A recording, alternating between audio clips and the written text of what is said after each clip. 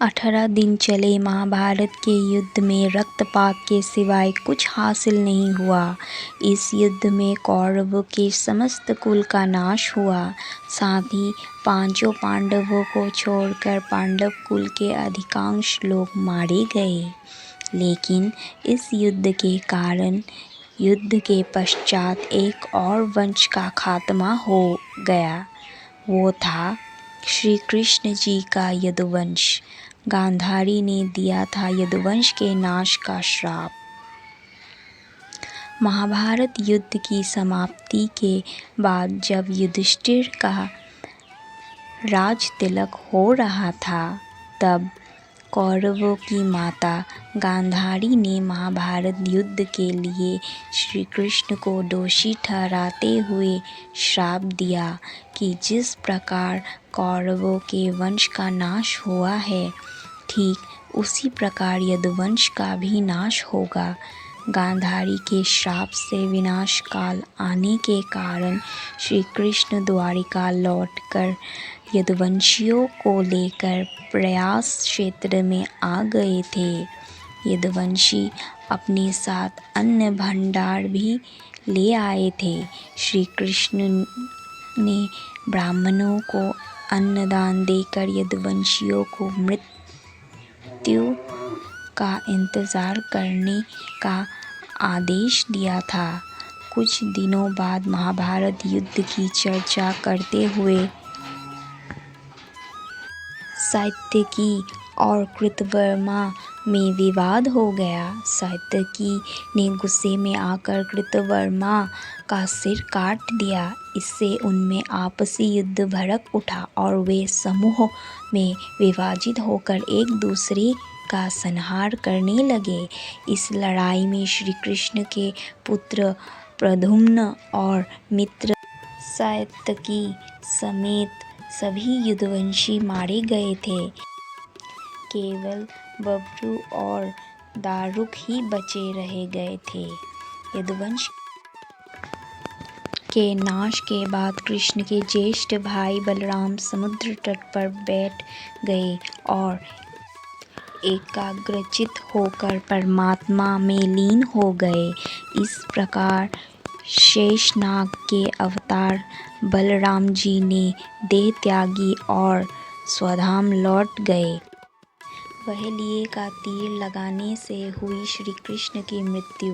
बलराम जी के देह त्यागने के बाद जब एक दिन श्री कृष्ण जी पीपल के नीचे ध्यान की मुद्रा में बैठे हुए थे, तब उस क्षेत्र में एक जरा नाम का बहेलिया आया हुआ था। जरा एक शिकारी था और वो हिरण का शिकार करना चाहता था। जरा को दूर से हिरण के मुख के समान श्री कृष्ण का तलवा दिखाई दिया। बहेलिये ने बिना कोई विचार किए वहीं से एक तीर छोड़ दिया जो श्री कृष्ण के तलवे में जाकर लगा। जब वो पास गया तो उसने देखा कि श्री कृष्ण के पैरों में उसने तीर मार दिया है। इसके बाद उसे बहुत पश्चाताप हुआ और वो बहुत क्षमायाचना करने लगा। तब श्री कृष्ण ने बहेलिये से कहा कि जरा तू डर मत, तूने मेरे मन का काम किया है। अब तू मेरी आज्ञा से स्वर्गलोक प्राप्त करेगा। बहेलिये के जाने के बाद वहाँ श्री कृष्ण का सारथी दारुक पहुँच गया।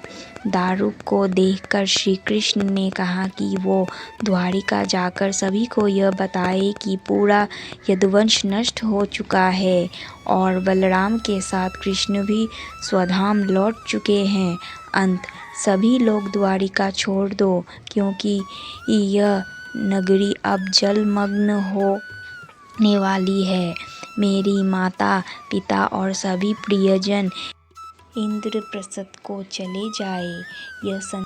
दारुक वहाँ से चला गया। इसके बाद उस क्षेत्र में सभी देवता और स्वर्ग की अप्सराएं, यक्ष, किन्नर, गंधर्व आदि आए उन्होंने श्री कृष्ण की आराधना की। आराधना के बाद श्री कृष्ण ने अपने नेत्र बंद कर लिए और वे सशरीर ही अपने धाम को लौट गए।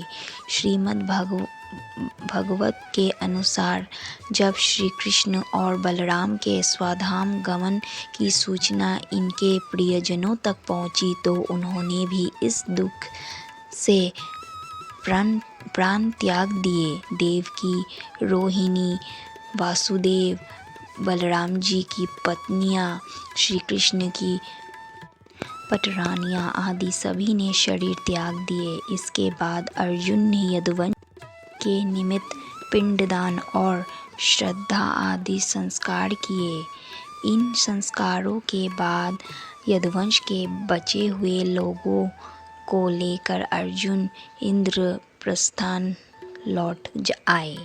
इसके बाद श्री कृष्ण के निवास स्थान को छोड़कर शेष द्वारिका समुद्र में डूब गई। श्री कृष्ण के स्वधाम लौटने की सूचना पाकर सभी पांडवों ने भी हिमालय की ओर यात्रा प्रारंभ कर दी थी। इसी यात्रा में ही एक एक करके पांडव भी शरीर का त्याग करते गए।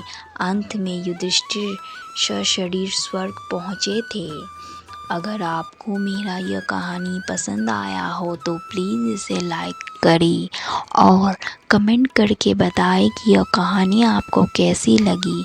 साथ ही मेरे चैनल भक्ति सागर 93 को अब सब्सक्राइब करें।